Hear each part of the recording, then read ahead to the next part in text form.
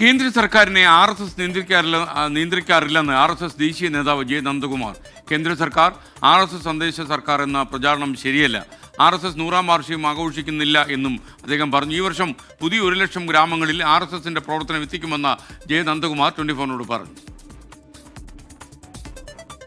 ഓരോ വർഷം കഴിയുന്നതും ആഘോഷിക്കാൻ വേണ്ടിയിട്ടുള്ളതല്ല, അതിൽ അപ്പുറം ഒരു ഉൾനോട്ടത്തിൻ്റെ സമയമായി കണക്കാക്കുകയാണ് സംഘം എന്നും ചെയ്തിട്ടുള്ളത്. കാരണം സംഘം മുന്നിൽ വെച്ച ലക്ഷ്യം പൂർത്തീകരിക്കുന്നതിന് 1 വർഷം കൂടി കഴിഞ്ഞിരിക്കുന്നു. സർക്കാർ സംഘാശയം ഉൾക്കൊള്ളുന്നതല്ല, സംഘത്താൽ പ്രേരിതരായിട്ടുള്ള ഒട്ടനവധി ആളുകൾ ആ സർക്കാരിലുണ്ട് എന്ന് പറയുന്നതാണ് കൂടുതൽ ശരി. സർക്കാരിനെ സംഘം പ്രേരിപ്പിക്കുകയോ സർക്കാരിൻ്റെ നയപരിപാടികൾ സംഘത്തിൻ്റെതാവുകയോ ചെയ്യുന്നു എന്നത് മാധ്യമങ്ങളുടെ ഒരു സൃഷ്ടി മാത്രമാണ്. ഇന്ന് കേരളത്തിൻ്റെ സമൂഹ ഘടനയുടെ ഉപരിതലത്തിൽ കാണുന്ന ഈ ശാന്തത അതത്ര ശാന്തമായ ഒരു സത്യാവസ്ഥയല്ല. അടിത്തട്ടിൽ ഒരു വലിയ ചേഞ്ച്, ഇംഗ്ലീഷിൽ പറഞ്ഞാൽ ഒരു വലിയ ടെക്ടോണിക് ചേഞ്ചാണ് കേരള സമൂഹത്തിൽ സംഭവിക്കുന്നത്. അത് ഇന്നല്ലെങ്കിൽ നാളെ പ്രകടമാവുക തന്നെ ചെയ്യും. കോഴിക്കോട് നിന്ന് അദ്ദേഹവുമായി സംസാരിച്ച ജെ നന്ദകുമാറുമായി സംസാരിച്ച ദീപക് തർമ്മണം തത്സമയം ചേരുന്നു. Deepak, good morning. പറയും.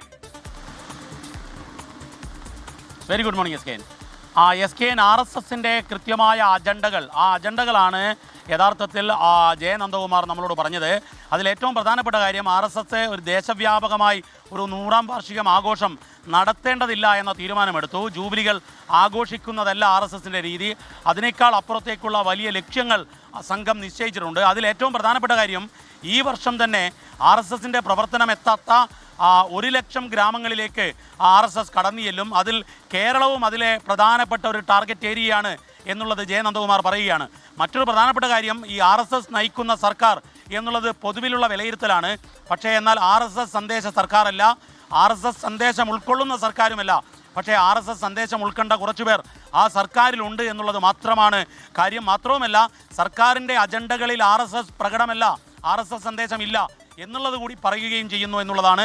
അതായത് കൃത്യമായി മറ്റൊരു കാര്യം കൂടി അദ്ദേഹം പറയുന്നത്, ഈ BJP സർക്കാർ വന്നതിന് ശേഷമല്ല RSSൻ്റെ വളർച്ച ഉണ്ടായത് എന്നുള്ളതും RSSൻ്റെ ശാഖകളുടെ എണ്ണം രാഷ്ട്രീയത്തിൻ്റെ അടിസ്ഥാനത്തിലല്ല തീരുമാനിക്കുന്നത് എന്നുള്ള കൂടി പറയുകയാണ്. അതിന് അദ്ദേഹം ഉദാഹരണമായി പറഞ്ഞത്, ഗുജറാത്തിൽ RSS ശാഖ ശരാശരിക്ക് താഴെ മാത്രമാണ്, അല്ലെങ്കിൽ കുറവാണ്. പക്ഷേ കേരളത്തിൽ RSSൻ്റെ ശാഖ വലിയ തോതിലുണ്ട് എന്നുള്ളതാണ്. മറ്റൊന്ന്, ഈ RSSുമായുള്ള ഒരു അകലം ജനങ്ങളിൽ കുറഞ്ഞു വരുന്നുണ്ട് എന്നുള്ളത് കൂടി പറയുകയാണ്. പക്ഷേ അതിലേറ്റവും നിർണായകം RSS പ്രേരിതമായ സർക്കാരല്ല എന്ന് അദ്ദേഹം പറയുമ്പോൾ അതിന് വലിയ മാനമുണ്ട്. SKN.